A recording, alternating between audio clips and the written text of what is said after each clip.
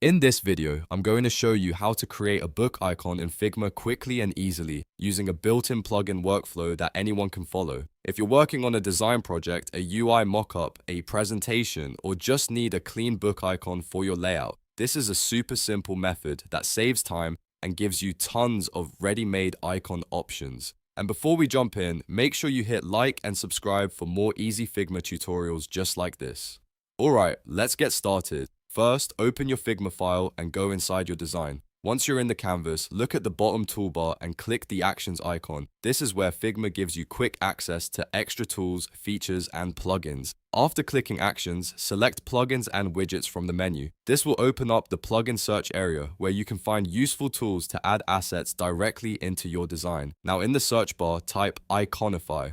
Iconify is one of the most popular icon plugins in Figma because it gives you a huge library of icons that you can search and insert in just a few clicks. Once it appears, run the Iconify plugin. After the plugin opens, you'll see a search bar inside the plugin window. Type book into the search field and press enter. This tells Iconify to look for book-related icons across its icon libraries. You should now see a range of different book icon styles, from simple outlines to filled icons and more detailed variations. Take a moment to browse through the results and choose the one that fits your design best. When you find the book icon you want, simply drag and drop it onto your canvas. You can also place it directly into a component, card, or UI element depending on your layout. From there, you can resize it, recolor it, or adjust its position to match the rest of your design.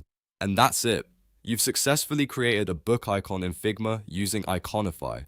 This is one of the fastest ways to add professional icons to your design without drawing them manually. If this tutorial helped, don't forget to like the video, subscribe to the channel, and turn on notifications so you don't miss the next Figma tip. Thanks for watching, and I'll see you in the next one.